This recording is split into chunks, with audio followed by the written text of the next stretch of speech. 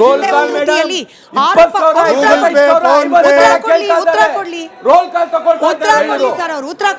Roll call ಹೇಳ್ತಾ ಇದಾರಲ್ಲ, roll call ಇದ್ರೆ ಇವ್ರು ಪೊಲೀಸ್ ಕಂಪ್ಲೇಂಟ್ ಮಾಡ್ಲಿ. ಎಲ್ಲಿ ಸಹ ಅವರೇ ಸ್ವತಃ ಹೇಳಿದ್ದಾರೆ. ಅವ್ರು ಅಷ್ಟೇ ಅಲ್ಲ, ನಮ್ಮ ತರ 1 ಲಕ್ಷ ಅಕ್ರಮ ಬಾಂಗ್ಲಾದೇಶಿ ನುಸುಳುಕೋರರು ಇಲ್ಲಿದ್ದಾರೆ. ನಮ್ಗೆ 1500 ರೂಪಾಯಿ ಕೊಟ್ಟರೆ ನಮಗೆ ಆಧಾರ್ ಕಾರ್ಡ್ ಕೊಡ್ತಾರೆ. ಮತ್ತು ಅವರಿಗೆ ಒಬ್ಬರಿಗೆ 2019ರಲ್ಲಿ ಬಾಂಗ್ಲಾದೇಶದ ವೋಟರ್ ಕಾರ್ಡ್ ಇದೆ, 2020ರಲ್ಲಿ ಇಂಡಿಯಾದ ವೋಟರ್ ಕಾರ್ಡ್ ಇದೆ. ಅವ್ರ ಮಗನಿಗೆ ಇಲ್ಲಿ ಬರ್ತ್ ಸರ್ಟಿಫಿಕೇಟ್ ವಾಣಿವಿಲಾಸ ಹಾಸ್ಪಿಟಲ್ ಸಿಕ್ಕಿದೆ. ಇದೆಲ್ಲ ಒಂದು ದೊಡ್ಡ ಜಾಲ ವ್ಯವಸ್ಥಿತವಾಗಿ ನಡೀತಾ ಇದೆ. ಇವತ್ತು ಇವ್ರು ಮಾತಾಡ್ಬೇಕಾದ್ರೆ ನಮ್ಮ ಗಮನಕ್ಕೆ ಬರ್ತಾ ಇದೆ, ಇವರು ಬಾಂಗ್ಲಾದೇಶಿ ಅಕ್ರಮ ನುಸುಳುಕೋರರ ವಕ್ತಾರರ ಪರವಾಗಿ ಮಾತಾಡ್ತಿದ್ದಾರಲ್ಲ, ಇವು ದೇಶದ ಭದ್ರತೆಗೆ ರಜಾಕ್ ಅವರೇ, ಹಿಂದೂ ಮುಖಂಡರು ಹೊಡೆದ್ರೋ ಬಡದ್ರೋ ಪೊಲೀಸ್ ಅವರು ಅರೆಸ್ಟ್ ಮಾಡಿದ್ದಾರೆ, ಕಾನೂನಾತ್ಮಕವಾಗಿ ಅದನ್ನ ಎನ್ಕ್ವೈರಿ ಮಾಡಿ. ಬಟ್ ರಿಪಬ್ಲಿಕ್ ಕನ್ನಡದ ಜರ್ನಲಿಸ್ಟ್ಗಳು ಹೋದಾಗ, ಇದು ಯಾವುದೇ ಕಾರ್ಯಕರ್ತರಲ್ಲ ಸರ್, ಜರ್ನಲಿಸ್ಟ್ಗಳು ವಿತ್ ಕ್ಯಾಮ್ರಾ ಹೋದ ಸಂದರ್ಭದಲ್ಲೇನೆ ಆನ್ ಕ್ಯಾಮ್ರಾ ಒಪ್ಕೊಂಡಿದ್ದಾರೆ, ಹೌದು ನಾವು ಬಾಂಗ್ಲಾದೇಶಿಗಳು, ಪಶ್ಚಿಮ ಬಂಗಾಳದಿಂದ ಬಂದ್ವಿ, ನಮಗೆ ಪಶ್ಚಿಮ ಬಂಗಾಳದಲ್ಲೇನೆ ಫೇಕ್ ಆಧಾರ್ ಕಾರ್ಡ್ಗಳು ಸಿಗ್ತಾ ಇದೆ, ಅಲ್ಲಿಂದ ಇಲ್ಲಿ ಬಂದು 10,000 ರೂಪಾಯಿ ಕೊಟ್ಬಿಟ್ರೆ ನಮಗೆ ಇರೋಕ್ ಜಾಗ ಸಿಗುತ್ತೆ, 15ರಿಂದ 22,000 ರೂಪಾಯಿ ತನಕ ಸಂಬಳದ ಕೆಲಸ ಸಿಗುತ್ತೆ, ನಮಗೆ ಇರುವ ಗುಜ್ರಿ ಲೆವೆಲ್ ಅಲ್ಲಿ ಇರೋ ಆಟೋಗಳನ್ನ ನಮ್ಮ ಹೆಸರಿಗೆ ಕನ್ವರ್ಟ್ ಮಾಡಿಸ್ಕೊಡ್ಲಿಕ್ಕೂ ಕೂಡ ಜನರಿದ್ದಾರೆ. ಇದನ್ನು ಕೂಡ ನೀವು ಸತ್ಯ ಅಂತ ಒಪ್ಪೋದಿಲ್ವಾ ರಜಾಕ್ ಅವರೇ? ಮೇಡಮ್, ಪಶ್ಚಿಮ ಬಂಗಾಳದ ಚುನಾವಣೆ ಹತ್ರ ಬರ್ತಾ ಇದೆ. ಕಳೆದ 2 ಚುನಾವಣೆಗಳಲ್ಲಿ ಬಿಜೆಪಿಯಲ್ಲಿ ಒಳ್ಳೆ ಪರ್ಫಾರ್ಮೆನ್ಸ್ ಮಾಡಕ್ ಆಗಿಲ್ಲ. ಅದಕ್ಕೋಸ್ಕರ ಇವಾಗ ದೇಶಾದ್ಯಂತ ಒಂದು ಪಶ್ಚಿಮ ಬಂಗಾಳದ ವಿರುದ್ಧ ಎಲ್ಲ ಮಮತಾ ಬ್ಯಾನರ್ಜಿ ಮಾಡ್ತಿರೋದು ಎಲ್ಲ ತಪ್ಪೇನೆ.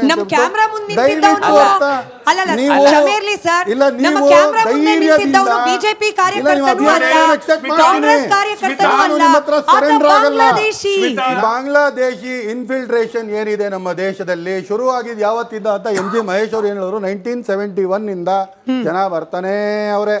ಅದೇನು ನಿನ್ನೆಯಿಂದ ಬರೋದು ಶುರು ಮಾಡ್ಕೊಂಡಿಲ್ಲ, ಹೋದ ವಾರದಿಂದ ಬರೋದು ಶುರು ಮಾಡ್ಕೊಂಡಿಲ್ಲ. ಇದಕ್ಕೂ ಮುಂಚೆ ಅಭಿಯಾನ ಎಷ್ಟೋ ಜನ ಮಾಡಿದ್ರೆ ಏನೇನೋ. ನಾನಿವತ್ತು ಹೇಳ್ತಿರೋದು ಏನು, ಇವಾಗ ಪಶ್ಚಿಮ ಬಂಗಾಳದ ಚುನಾವಣೆ ಮುಂದಕ್ಕೆ ಬಂದಿದೆ, ತುಂಬಾ ಹತ್ರ ಇದೆ. ಬಿಜೆಪಿ 2 ಸಲ ಅಲ್ಲಿ ಏನೇನೋ ಪ್ರಯತ್ನ ಪಡ್ತು, ಏನೂ ಮಾಡೋಕ್ಕಾಗಿಲ್ಲ. ದೇಶಾದ್ಯಂತ ಒಂದು ಅಭಿಯಾನ ಶುರು ಮಾಡಬೇಕು. Anti Pashchima Bangala government, anti TMC government, ಏನೋ ಒಂದು ಹೂವಾ ಎತ್ತಬೇಕು. ನಾನು ಇವತ್ತು ಕೇಳ್ತಿರೋದು, ನೀವು ತಲೆ ಮೇಲೆ ಎತ್ಕೊಂಡಿರಲ್ಲ ಕ್ಯಾಮ್ರಾ.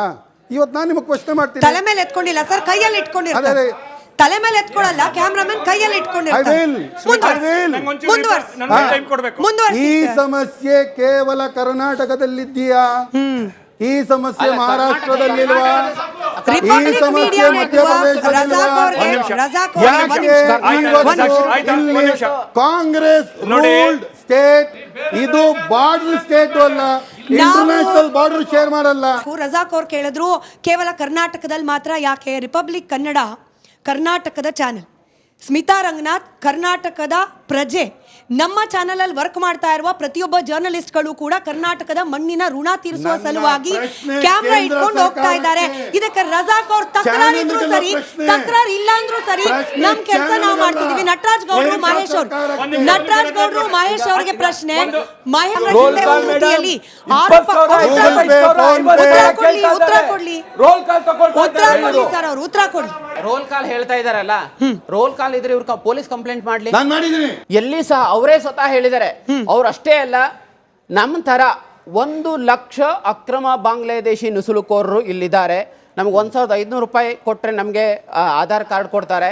ಮತ್ತು ಅವರಿಗೆ ಒಬ್ಬರಿಗೆ 2019ರಲ್ಲಿ ಬಾಂಗ್ಲಾದೇಶದ ವೋಟರ್ ಕಾರ್ಡ್ ಇದೆ, 2020ರಲ್ಲಿ ಇಂಡಿಯಾದ ವೋಟರ್ ಕಾರ್ಡ್ ಇದೆ. ಅವ್ರ ಮಗನಿಗೆ ಇಲ್ಲಿ ಬರ್ತ್ ಸರ್ಟಿಫಿಕೇಟ್ ವಾಣಿವಿಲಾಸ ಹಾಸ್ಪಿಟಲ್ ಸಿಕ್ಕಿದೆ. ಇದೆಲ್ಲ ಒಂದು ದೊಡ್ಡ ಜಾಲ ವ್ಯವಸ್ಥಿತವಾಗಿ ನಡೀತಾ ಇದೆ. ಇವತ್ತು ಇವ್ರು ಮಾತಾಡ್ಬೇಕಾದ್ರೆ ನಮ್ಮ ಗಮನಕ್ಕೆ ಬರ್ತಾ ಇದೆ, ಇವರು ಬಾಂಗ್ಲಾದೇಶಿ ಅಕ್ರಮ ನುಸುಳುಕೋರರ ವಕ್ತಾರರ ಪರವಾಗಿ ಮಾತಾಡ್ತಿದ್ದಾರಲ್ಲ, ಇವು ದೇಶದ ಭದ್ರತೆಗೆ ರಜಾಕ್ ಅವರೇ, ಹಿಂದೂ ಮುಖಂಡರು ಹೊಡೆದ್ರೋ ಬಡದ್ರೋ ಪೊಲೀಸ್ ಅವರು ಅರೆಸ್ಟ್ ಮಾಡಿದ್ದಾರೆ, ಕಾನೂನಾತ್ಮಕವಾಗಿ ಅದನ್ನ ಎನ್ಕ್ವೈರಿ ಮಾಡಿ. ಬಟ್ ರಿಪಬ್ಲಿಕ್ ಕನ್ನಡದ ಜರ್ನಲಿಸ್ಟ್ಗಳು ಹೋದಾಗ, ಇದು ಯಾವುದೇ ಕಾರ್ಯಕರ್ತರಲ್ಲ ಸರ್, ಜರ್ನಲಿಸ್ಟ್ಗಳು ವಿತ್ ಕ್ಯಾಮ್ರಾ ಹೋದ ಸಂದರ್ಭದಲ್ಲೇನೆ ಆನ್ ಕ್ಯಾಮ್ರಾ ಒಪ್ಕೊಂಡಿದ್ದಾರೆ, ಹೌದು ನಾವು ಬಾಂಗ್ಲಾದೇಶಿಗಳು, ಪಶ್ಚಿಮ ಬಂಗಾಳದಿಂದ ಬಂದ್ವಿ, ನಮಗೆ ಪಶ್ಚಿಮ ಬಂಗಾಳದಲ್ಲೇನೆ ಫೇಕ್ ಆಧಾರ್ ಕಾರ್ಡ್ಗಳು ಸಿಗ್ತಾ ಇದೆ, ಅಲ್ಲಿಂದ ಇಲ್ಲಿ ಬಂದು 10,000 ರೂಪಾಯಿ ಕೊಟ್ಬಿಟ್ರೆ ನಮಗೆ ಇರೋಕ್ ಜಾಗ ಸಿಗುತ್ತೆ, 15ರಿಂದ 22,000 ರೂಪಾಯಿ ತನಕ ಸಂಬಳದ ಕೆಲಸ ಸಿಗುತ್ತೆ, ನಮಗೆ ಇರುವ ಗುಜ್ರಿ ಲೆವೆಲ್ ಅಲ್ಲಿ ಇರೋ ಆಟೋಗಳನ್ನ ನಮ್ಮ ಹೆಸರಿಗೆ ಕನ್ವರ್ಟ್ ಮಾಡಿಸ್ಕೊಡ್ಲಿಕ್ಕೂ ಕೂಡ ಜನರಿದ್ದಾರೆ. ಇದನ್ನು ಕೂಡ ನೀವು ಸತ್ಯ ಅಂತ ಒಪ್ಪೋದಿಲ್ವಾ ರಜಾಕ್ ಅವರೇ? ಮೇಡಮ್, ಪಶ್ಚಿಮ ಬಂಗಾಳದ ಚುನಾವಣೆ ಹತ್ರ ಬರ್ತಾ ಇದೆ. ಕಳೆದ 2 ಚುನಾವಣೆಗಳಲ್ಲಿ ಬಿಜೆಪಿಯಲ್ಲಿ ಒಳ್ಳೆ ಪರ್ಫಾರ್ಮೆನ್ಸ್ ಮಾಡಕ್ ಆಗಿಲ್ಲ. ಅದಕ್ಕೋಸ್ಕರ ಇವಾಗ ದೇಶಾದ್ಯಂತ ಒಂದು ಪಶ್ಚಿಮ ಬಂಗಾಳದ ವಿರುದ್ಧ ಎಲ್ಲ ಮಮತಾ ಬ್ಯಾನರ್ಜಿ ಮಾಡ್ತಿರೋದು ಎಲ್ಲ ತಪ್ಪೇನೆ. ನಮ್ಮ ಕ್ಯಾಮ್ರಾ ಮುಂದೆ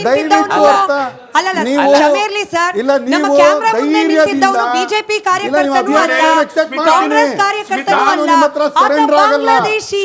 ಬಾಂಗ್ಲಾದೇಶಿ ಇನ್ಫಿಲ್ಟ್ರೇಷನ್ ಏನಿದೆ ನಮ್ಮ ದೇಶದಲ್ಲಿ ಶುರುವಾಗಿದ್ದು ಯಾವತ್ತಿಂದ ಅಂತ MG ಮಹೇಶ್ ಅವರು ಏನು ಹೇಳಿದ್ರು, 1971 ಇಂದ ಜನ ಬರ್ತಾನೆ ಅವರೇ.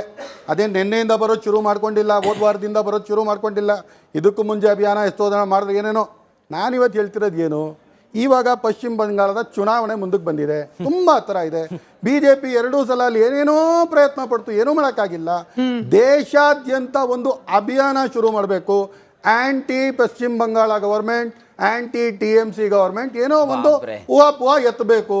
ನಾನಿವತ್ತು ಕೇಳ್ತಿರೋದು, ನೀವು ತಲೆ ಮೇಲೆ ಎತ್ಕೊಂಡಿರಲ್ಲ ಕ್ಯಾಮ್ರಾ.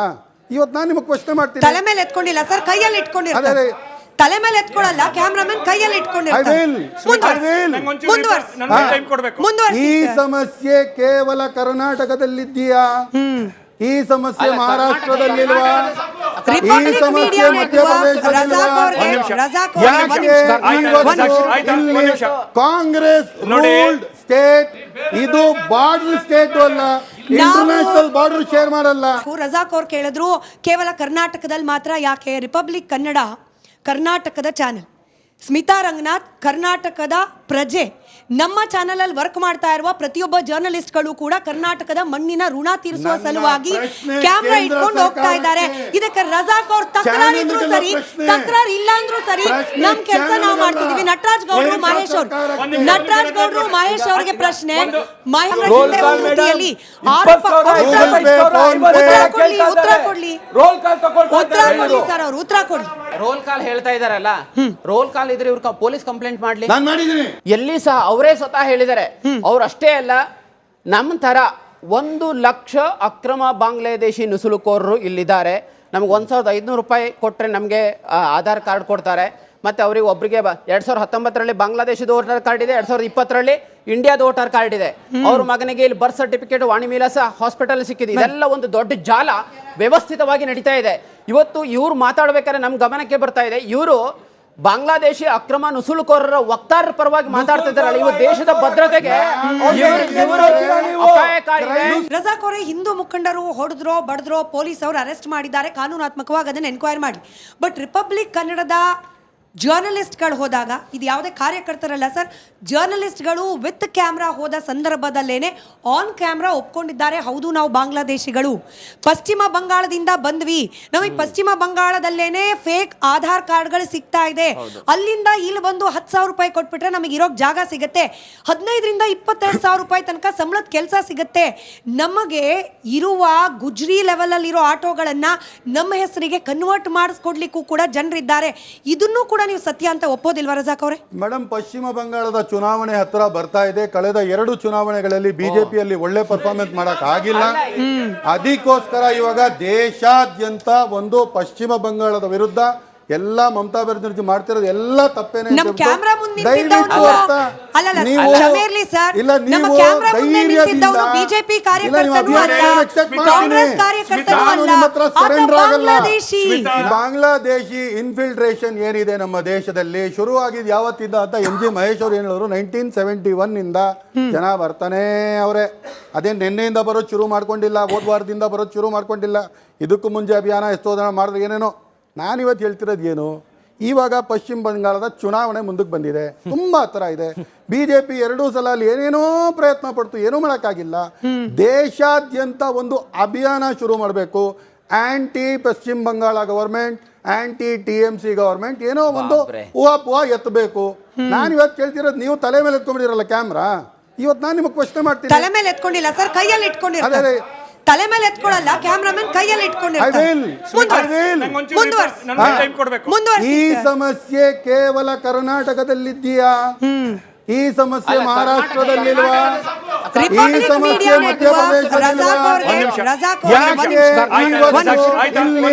ಕಾಂಗ್ರೆಸ್ ರೂಲ್ಡ್ ಸ್ಟೇಟ್ ಇದು ಬಾರ್ಡರ್ ಸ್ಟೇಟ್ ಅಲ್ಲ, ಇಂಟರ್ನ್ಯಾಷನಲ್ ಬಾರ್ಡರ್ ಶೇರ್ ಮಾಡಲ್ಲ.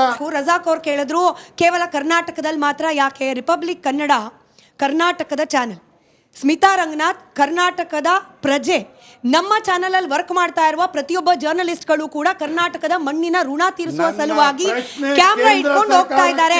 ಇದಕ್ಕೆ ರಜಾಕ್ ಅವ್ರ ತಕರಾರು ಇದ್ರು ಸರಿ, ತಕರಾರು ಇಲ್ಲ ಅಂದ್ರೂ ಸರಿ, ನಮ್ ಕೆಲಸ ನಾವು ಮಾಡ್ತಿದೀವಿ. ನಟರಾಜ್ ಗೌಡ್ರು ಮಹೇಶ್ ಅವ್ರಿಗೆ ಪ್ರಶ್ನೆ.